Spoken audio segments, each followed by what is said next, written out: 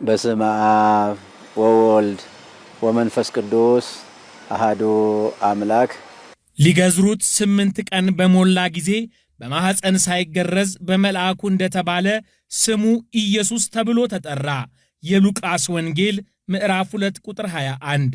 ጥር 6 ቀን በዚህ ጥንታዊና ታሪካዊ አንጋፋ በሆነው በገነተ ኢየሱስ ገነተ ማርያም ቤተክርስቲያን በተለምዶ 41 ኢየሱስ ተብሎ በሚጠራው ቤተክርስቲያን በደመቀ በዓሉ ይከበራል። እንደሚታወቀው ቦታው ጥንታዊና ታሪካዊ ከመሆኑ አንፃር ለረጅም ጊዜ በደመቀ ሁኔታ ሲከበር የቆየና አሁንም እየተከበረ ያለ በዓል ነው። በዓለ ግዝረቱ በዚህ ቦታ ላይ የጌታችን መድኃኒታችን ኢየሱስ ክርስቶስ የግዝረቱን መታሰቢያ በዓል በታላቅ ድምቀት ያከብራል።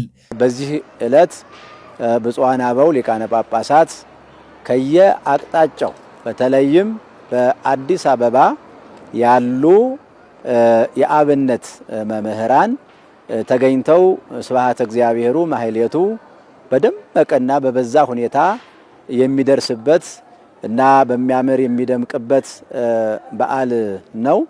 ስለዚህ በዚህ ዕለት መላው ሕዝበ ክርስቲያን በአዲስ አበባና በዙሪያው ያላችሁ እንደዚሁም በተለያየ ምክንያት ከሩቅም መጥታችሁ በዚሁ በከተማችን የምትገኙ ኦርቶዶክሳውያን ሁላችሁም ቀጠሯችሁን ጥር 6 ቀን በዚህ የበረከት ቦታ በማድረግ ተገኝታችሁ በዓሉን በጋራ እንድናከብርና በረከተ ስጋም በረከተ ነፍስ እንድንሳተፍ ቤተክርስቲያን ጥሪዋን ታስተላልፋለች። በበዓሉ ላይ መገኘት የማይችሉ ስዕለትና መባቸውን ከታች ባለው የባንክ ሂሳብ ቁጥር ለደብሩ ገቢ ማድረግ የበረከቱም ተሳታፊ መሆን ይችላሉ።